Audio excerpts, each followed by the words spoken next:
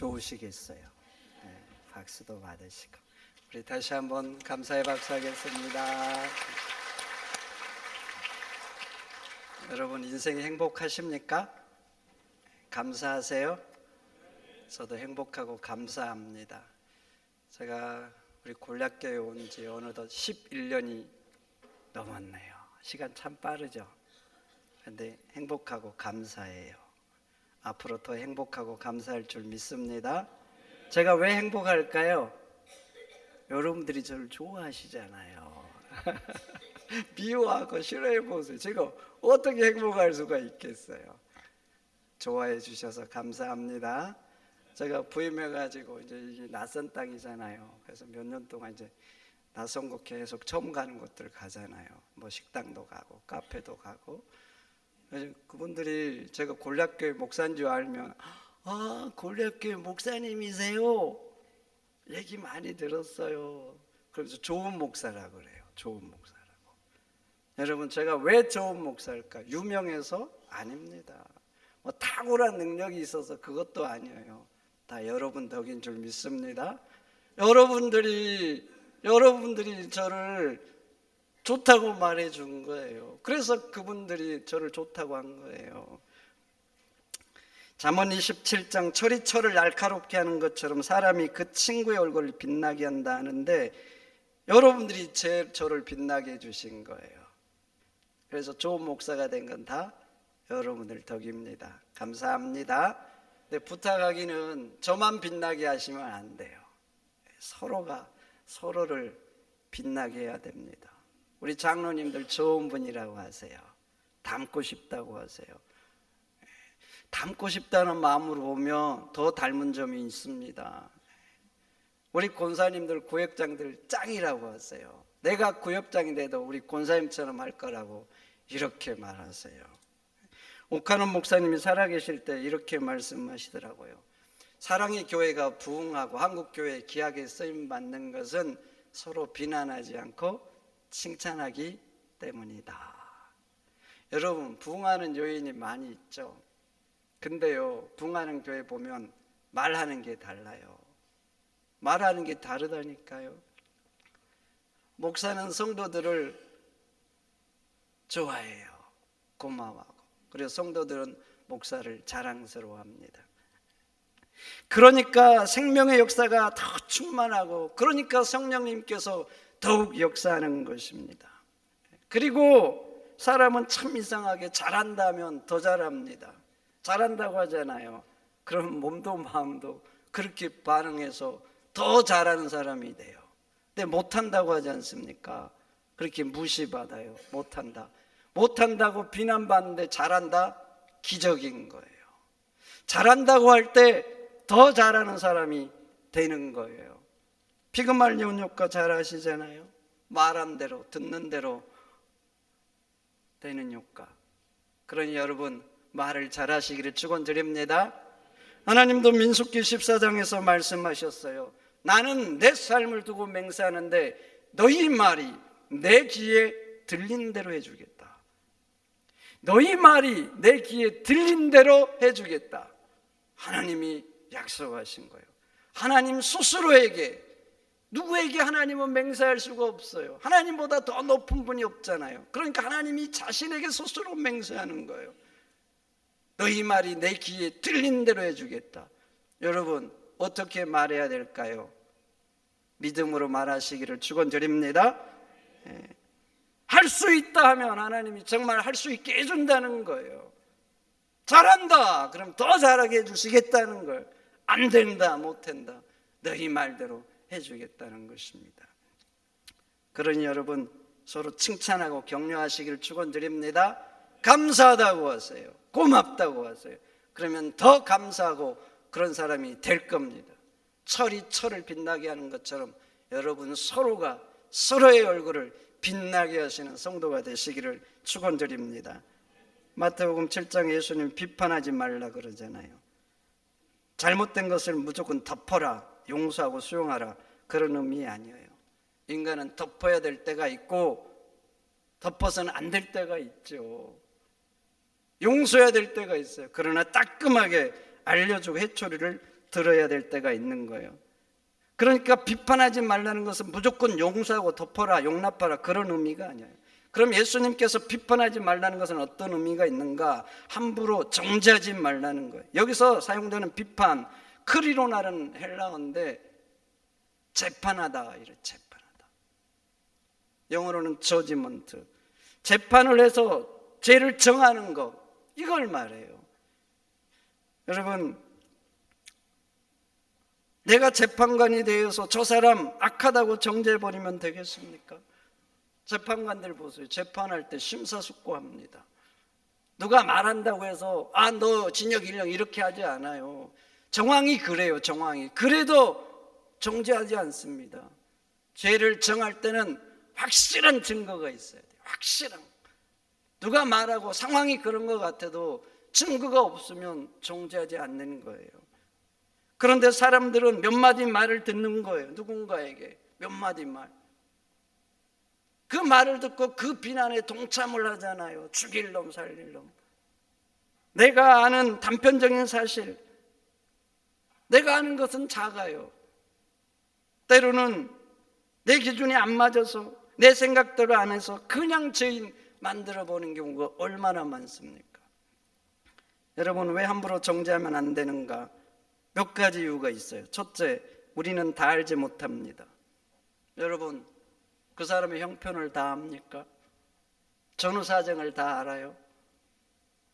그 일이 왜 일어났는지 그 스토리를 다 아시냐고. 내가 그 사건을 봤어요. 봤다 할지라도 전후 사정 모르잖아요. 둘 사이에 전에 무슨 일이 있었고 어떤 일들이 있었는지 모르는 거예요. 그러니까 인간은 그 현장에서 그것을 경험해도 다 알 수가 없어요.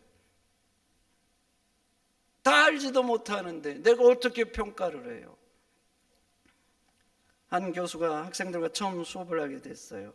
한 학생이 질문을 하려고 왼손을 드는 게 왼손. 우리나라에서는 뭐 왼손 드나 오른손 드나 상관없지만 어떤 문화권에서는 오른손 사용하는 것과 왼손 사용하는 게 다르잖아요. 근데 그 문화권에서는 어른한테 왼손을 들면 안 되는가 봐요. 근데 왼손을 든 거예요. 이 교수 기분이 나쁜 거예요. 그래서 자네는 왜 왼손을 드는가 오른손을 두서 그런 거예요. 그런데도 이 학생이 머뭇거리면서 오른손을 안 드는 거예요. 교수는요 자기를 무시한다고 생각했어요. 그래서 그 학생한테 말했어요. 자네 그런 태도로 수업을 들으려면 나가소. 이 학생이 그 말을 듣고 슬픈 목소리로 말해서 교수님, 제가 교수님을 무시해서 그런 게 아닙니다.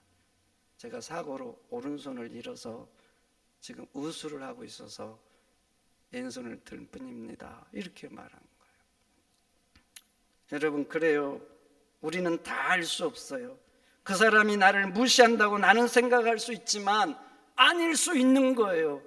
내 마음에 안 들지만 그 사람의 그것이 최선일 수 있는 것입니다. 그래서 인도 속담에는 그의 신을 신고 걷기 전에는 그에 대해서 말하지 말라 그래요. 무슨 말입니까? 내가 그 사람 입장, 그 사람 형편에서 살아보기 전에는 그에 대해서 악담하지 말라는 거예요. 그런데 많은 사람들은 그 형편과 사정, 그 인생 스토리를 모르는데 내가 단편적으로 아는 그거 가지고 때로는 들었던 몇 마리 가지고 그냥 내가 다 아는 것처럼 감히 재판관이 되어서 나쁜 인간이라고 정죄해 버리는 것입니다. 그런데 예수님은 마태복음 12장에서 말씀합니다. 너희가 무슨 무익한 말을 하든지 심판날에는 이에 대해서 신문을 받으리라. 여러분, 죽음으로 끝나지 않습니다. 여러분 모두 하나님의 심판대에 서게 되는 거예요. 근데 그때 우리가 아무리 무익한 말, 의미 없는 말을 할지라도 나는 그냥 한 말이에요. 그래도 그 말에 대해서 신문을 받는다는 거예요. 그러니 남을 품평하잖아요. 그러면 여러분 그 품평한 거에 대해서 하나님의 심판대에서 책임질 각오를 해야 돼요. 특별히 누군가를 정죄하고 비난을 하잖아요. 그러면 하나님의 심판대에서 내가 그때 했던 비판을 책임질 수 있는가, 감당할 수 있는가 생각하면서 하셔야 되는 것이죠. 만약에 생각하지 않고 그냥 했다, 그날에 여러분 수치를 당할 거예요. 수치를. 두 번째, 왜 비판하면 안 되는가? 잘못된 정죄는 한 사람의 명예를 뺏을 수 있어요. 평생 쌓았던 명예, 내가 미움받는 인생으로 만들 수 있어요. 때로는 내가 했던 그 비난이, 정죄가 불화살이 되어서 그 인생을 살라버릴 수 있는 거예요. 나는 참지 못하고 내 의 때문에 하는 거예요. 내 정의 때문에 할 수 있어요. 그래서 정죄한 것이 그 사람을 고통으로 몰고 갈 수 있는 것입니다. 2000년 8월에 익산에서 살인사건이 났어요. 15살 청년이 누명을 쓰고 감옥에 갇혔어요. 수감 생활을 했어요. 18년 만에 진범이 잡혔습니다. 그래서 몇 년 전에 이 사건이 막 뉴스에 나오고 그랬어요. 그래서 청년 누명을 보셨죠. 그런데 보세요. 이 청년의 인생을 누가 보상합니까? 누가 보상할 수 있어요? 누명은 벗었어요. 벗는다고 해서 인생이 보상받는 거예요. 그 가족들은 어떻게 될 것 같아요? 작은 동네잖아요. 작은 동네. 동네에서 살인한 자의 부모로 살아야 되는 거예요. 가족으로. 동네 사람들이 뭐라고 손가락질 하겠어요? 그것을 누가 보상할 수 있겠냐고요. 15살, 그 위에 18년, 인생이 얼마나 준비해요. 뭔가를 한참 준비해서 자기 인생을 세워야 될 그 황금 시간에 통째로 날린 거예요. 누명을 벗었다고 해서 해결된 겁니까? 그래서 모간 볼린저가 그의 책에서 비난에 대해서 이렇게 적었어요. 나는 치명적인 타격을 가할 수 있는 힘과 기술이 있다. 나는 상대방을 죽이지 않고 승리할 수 있다. 나는 가정과 국가 그리고 어떤 조직도 파괴할 수 있다. 나는 바람 날개를 타고 여행하면서 아무리 순결한 사람도 아무리 깨끗한 사람도 짓밟을 수 있다. 내 이름은 비난이다. 나 때문에 고통을 당하고 사람들에게 미움을 받고 그래서 그 인생 누가 보상하냐고요. 나중에 잘못한 줄 알고 용서를 구했어요. 좋아요. 용서를 받았어요. 그 사람도 나를 용서하고 나도 용서를 받은 거예요. 여러분, 그 사람이 나를 용서하고 내가 용서받았다고 해서 그 사람의 인생이 다시 예전처럼 될 수 있냐고요.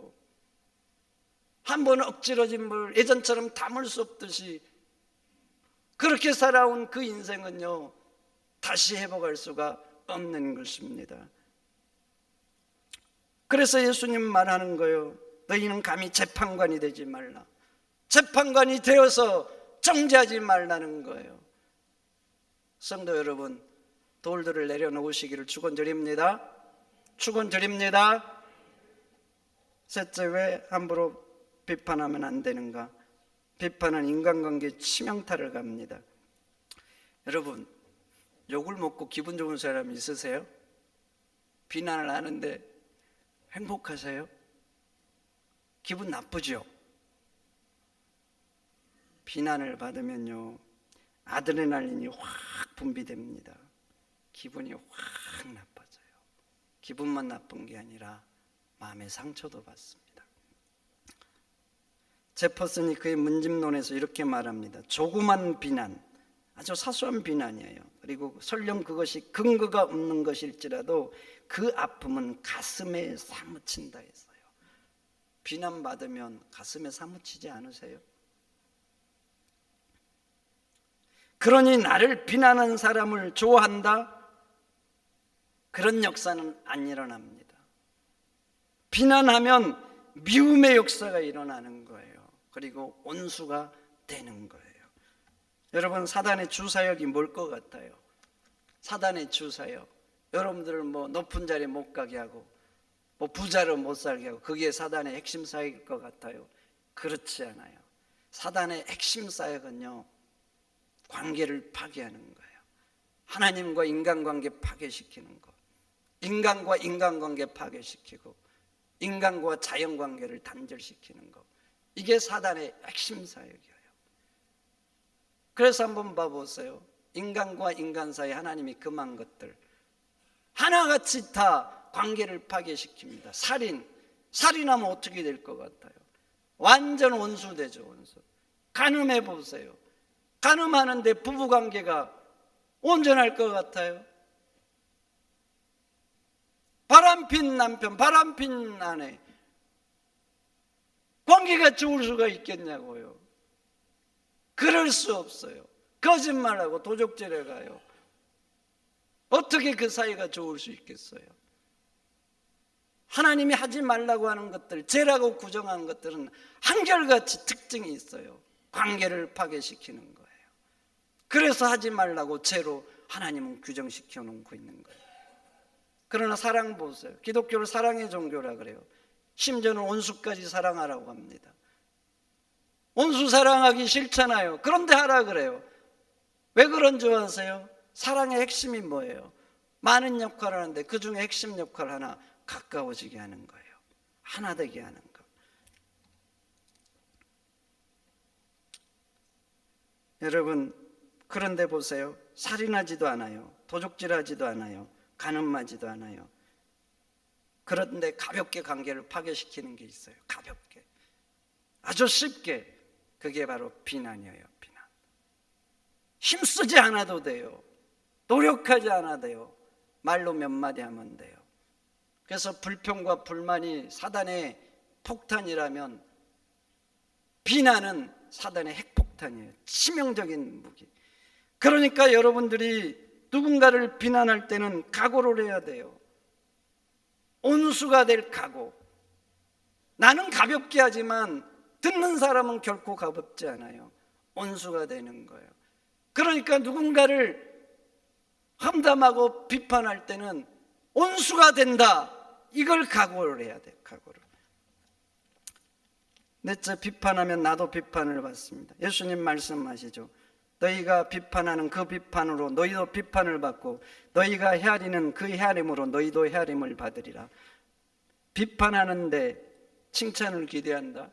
나는 비판해요. 근데 그 사람이 나를 좋아하고 칭찬하기를 원해요. 꿈 깨십시오. 그런 일은 일어나지 않습니다. 내가 헤아리잖아요.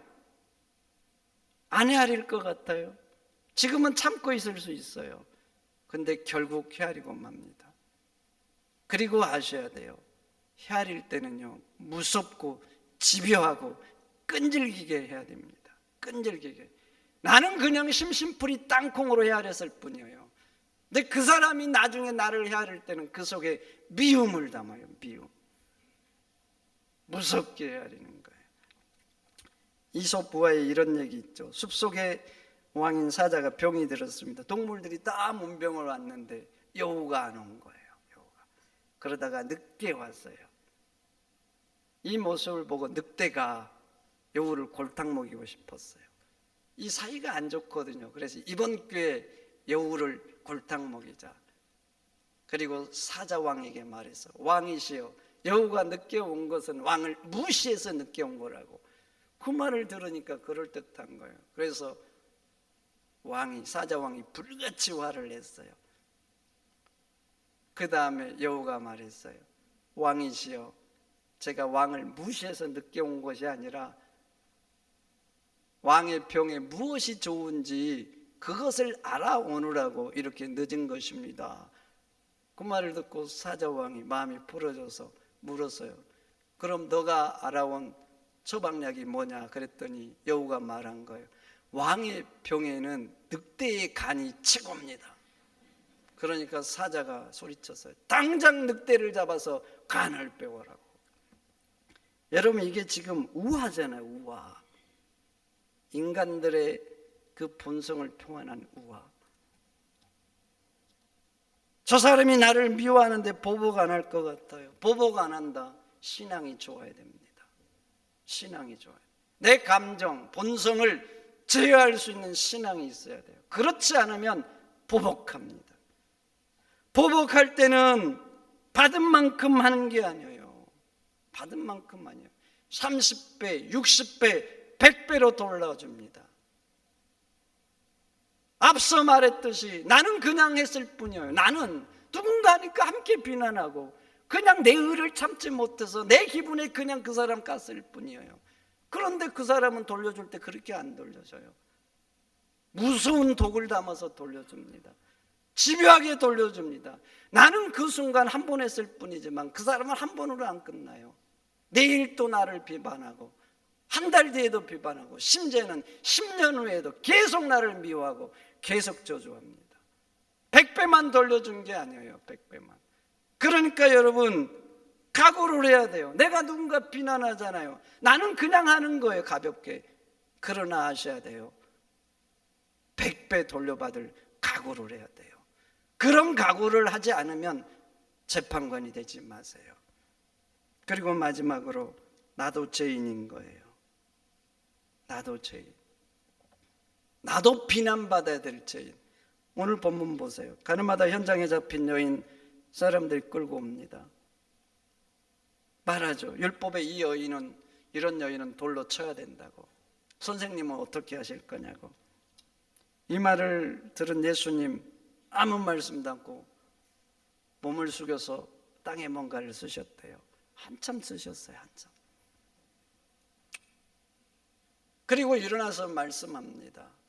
너희 중에 죄 없는 자 먼저 돌로 치라고. 그리고 또 아무 말씀 안 하세요. 그리고 땅에 뭔가를 열심히 쓰세요. 그런데 놀라운 일이 일어나요. 돌을 들었던 사람들이 양심의 가책을 느끼고 어른으로부터 시작해서 젊은이까지 하나씩 돌아갔다 그래요. 하나씩 다 돌아간 거예요. 여러분 참으로 신기하지 않아요? 이것을 주동했던 사람들이 지금 서기관과 바리새인들이에요. 이 앞에는 안 읽었는데 예수님이 성전에서 뭔가를 가르치다 나온 거예요. 그러니까 이들이 서기관과 바리새인들이 지금 노리고 이 여인을 잡아서 끌고 온 거예요. 완악하죠, 완악해. 예수님을 지금 어떻게 해보려고는 이런 계산하에 끌고 온 거예요. 이런 사람들인 거예요. 이런 사람. 이렇게 계획을 가지고 짜서 온 사람들이 양심의 가책을 느끼고 돌을 놓고 돌아간다? 놀랍지 않으세요? 놀라운 거예요. 이게 놀라워. 도대체 왜 이들이 돌아갔을까? 예수님이 뭔가 땅에 쓰신 게 원인이 있는 거예요. 한 신학자는 이렇게 말해요. 예수님 그때 무엇을 적으셨는가? 거기 있던 사람들이 죄를 적었을 거라 그래요. 나중에 가서 한번 예수님 앞에 물어보고 싶어요. 과연 뭘 적었는지. 지금은 확실히 알 수 없지만 이 신학자의 말이 일리 있다 생각합니다. 아무개 너도 간음, 박서방 너는 색시집, 너는 도둑질, 너는 몇 월 며칠 사기.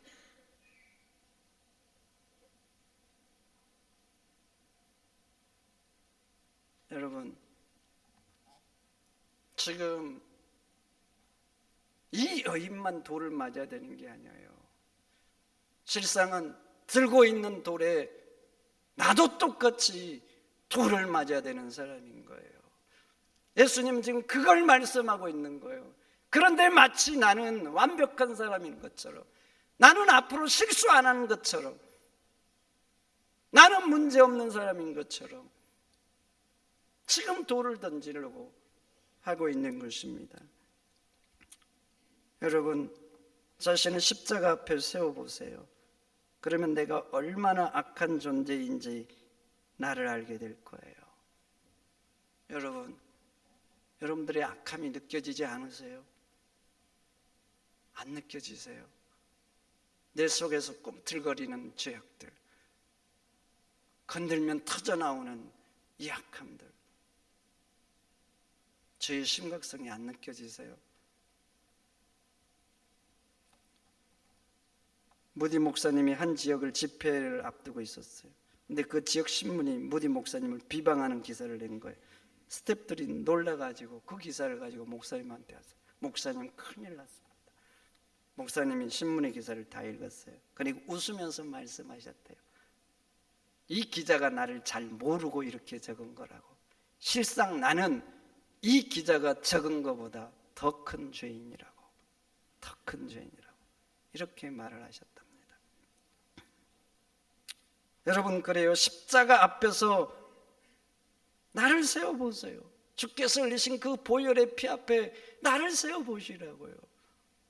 그럼 내가 얼마나 악한 존재인지, 내가 얼마나 문제가 많은 사람인지, 그렇게 내 악이 보이면 어떻게 감히 돌을 들 수 있겠습니까? 내가 어떻게 재판관이 되어서 그렇게 돌을 던질 수 있겠냐고요. 나도 똑같이 돌을 맞아야 될 존재인데, 여러분, 그렇습니다. 나도 죄인이에요. 나도 악하고, 나도 실수하고, 나도 불완전하고, 나도 똑같은 십자가 은혜, 주께서 흘리신 그 보혈의 피가 필요한 사람들인 거예요. 그러니 성도 여러분, 돌을 내려놓으시기를 축원드립니다. 아예 들지 마세요. 들지 마세요. 예수님 누가복음 6장에 말씀합니다. 비판하지 말라. 그리하면 너희가 비판을 받지 않을 것이요, 정죄하지 말라.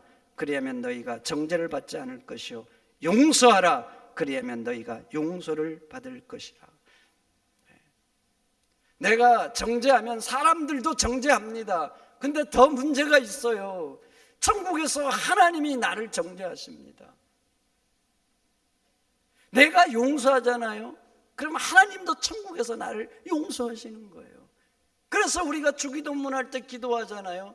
우리가 우리에게 죄 지은 자를 용서해 준 것 같이 우리 죄를 사해 달라고. 그냥 용서해 달라는 게 아니에요. 기도할 때 하나님, 저도 부족하지만 그 사람 용서했습니다. 그러니 나를 불쌍히 여기셔서 나도 용서해 주옵소서, 이렇게 기도하라고 하고 있는 거예요. 또 말씀하시죠. 긍휼히 여기는 자가 긍휼히 여김을 받을 거라고. 그리고 말씀합니다. 긍휼을 행하지 않는 자는 긍휼 없는 심판이 그에게 있을 거라고. 나도 긍휼히 여겨야 돼요. 나도. 그래야 그 사람도 나도 나를 긍휼히 여기고, 더 중요한 것은 하나님의 심판대에서 하나님도 나를 긍휼히 여기시는 거예요. 근데 나는 무자비한 거예요. 인정사정이 없습니다. 내 눈에는 들보가 있는데 작은 티끌만 있어도 빼내려고 기피고 덤비면 하나님의 심판대에서 어떻게 긍휼을 베풀 수 있겠어요? 그래서 말하는 거예요. 긍휼히 여기는 자가 긍휼함을 받고, 긍휼히 행하지 않는 자에게는 긍휼 없는 심판이 그에게 임할 것이다. 여러분, 우리 모두는 죄인입니다. 저도 죄인, 여러분도 죄인. 저도 실수를 하죠. 그리고 여러분 눈에 밟히는 실수를 할 수도 있어요. 할 수도 있고, 여러분도 마찬가지고. 그래서 내가 돌을 던지면 나도 맞게 됩니다. 그리고 하나님 앞에서는 긍휼 없는 심판을 받는 거예요. 그러니 돌을 내려놓고, 돌을 내려놓으세요. 우리는 처음부터 돌을 들 자격이 없는 사람인 거예요. 그러니 서로 불쌍히 여기고 서로 용서하세요.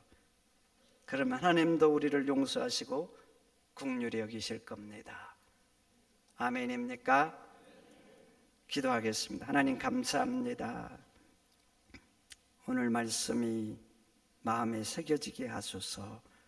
우리 입술 가지고 살리고 덕이 되게 하고 힘이 나게 하고 위로하고 치료하는 데 사용되게 하소서. 상처를 주고 정죄하고 죽이는 데 사용하지 않도록 부족한 저희를 성령님 도와주옵소서. 예수님의 이름으로 기도하옵나이다. 아멘.